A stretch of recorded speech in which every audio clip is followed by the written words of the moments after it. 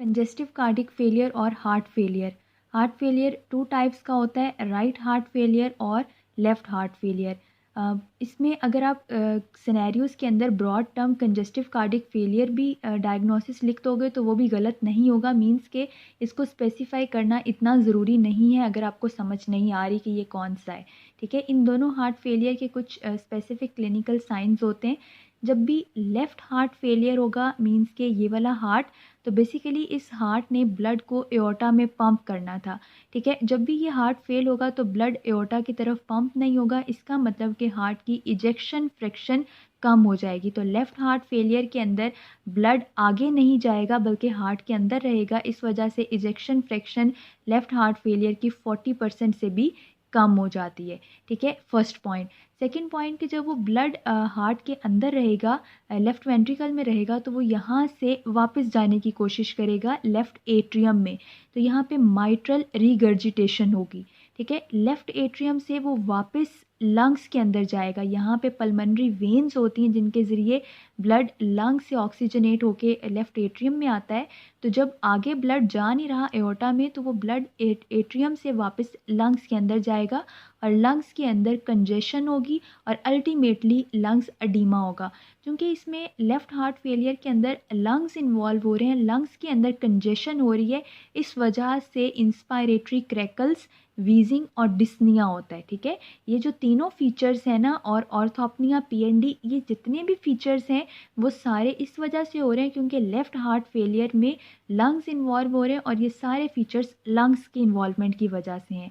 ठीक है, एक तो क्रैकल्स आ रहे हैं, इंस्पायरेटरी क्रैकल्स, दूसरा एक्सपायरेटरी वीजिंग, और इसके अलावा डिस्निया होता है क्योंकि लंग्स इन्वॉल्व हो रहे हैं, ऑर्थोपनिया होता है। ठीक है, और पीएनडी।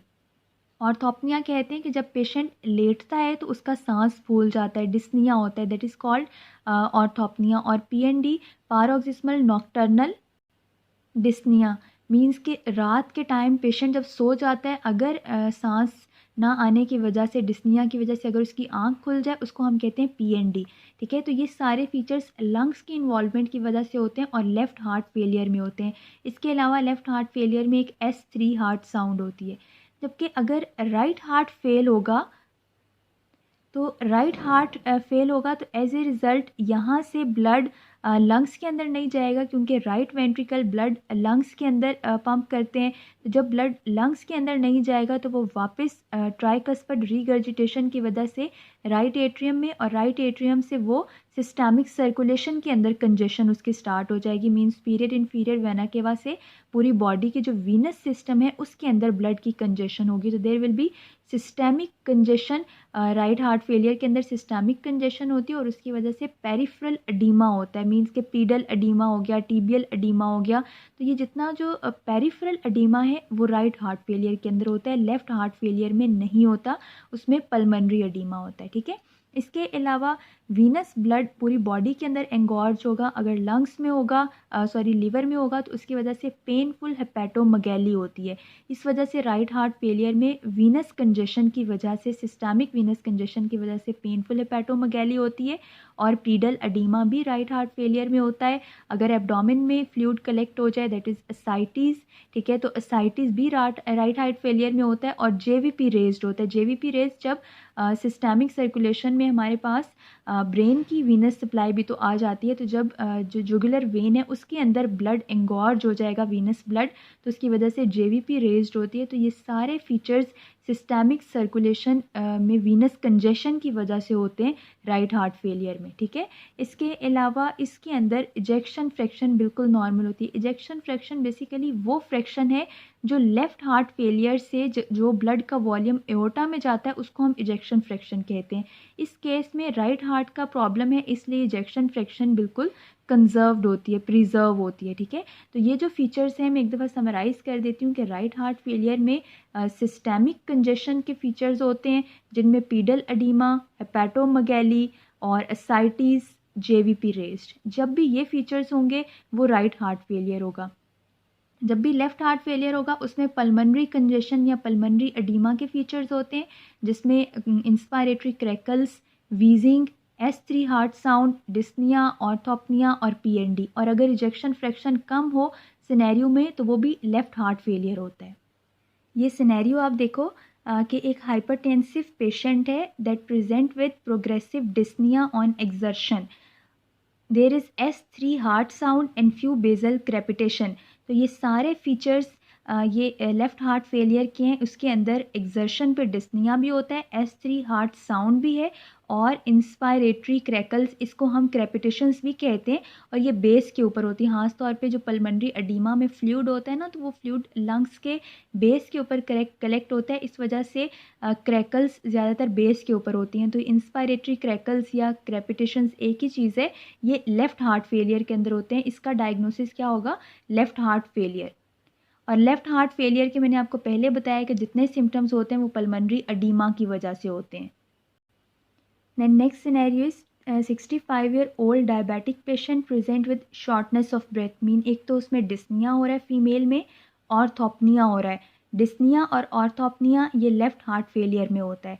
ये यहाँ पे मैंने आपको बताया कि डिस्निया और इसके अलावा ऑर्थोपनिया, ठीक है, ऑर्थोपनिया और डिस्निया लेफ़्ट हार्ट फेलियर में होता है। एग्जामिनेशन पे पल्स 100 है, बीपी दिस, जेवीपी रेज्ड है और फाइन बेजल क्रैकल्स हैं, ठीक है, और S3 हार्ट साउंड है। S3 हार्ट साउंड, ऑर्थोपनिया और शॉर्टनेस ऑफ ब्रेथ, ये तीनों फीचर्स लेफ़्ट हार्ट फेलियर को फेवर करते हैं, जबकि और फाइन बेजल क्रेपिटेशंस भी लेफ़्ट हार्ट फेलियर को फेवर करते हैं, जबकि जेवीपी सिर्फ रेज्ड राइट हार्ट फेलियर में होता है। इसका मतलब कि इस केस में both right and left heart के फीचर्स हैं, हम इसको कलेक्टिवली कंजेस्टिव कार्डियक फेलियर भी लिख सकते हैं।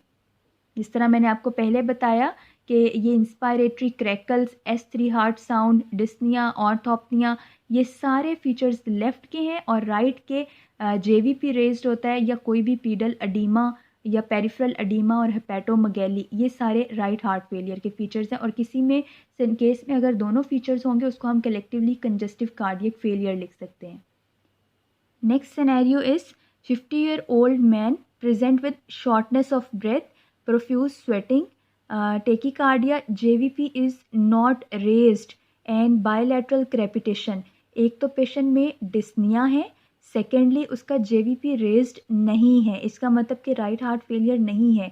डिस्निया और फाइन बेजल क्रेपिटेशंस ये दोनों लेफ़्ट हार्ट फेलियर को फेवर कर रहे हैं, ठीक है। ये देखो इंस्पायरेटरी क्रैकल्स या इसको क्रेपिटेशंस भी कहते हैं, और डिस्निया लंग्स की इन्वॉल्वमेंट की वजह से ये दोनों लेफ़्ट हार्ट फेलियर में होते हैं।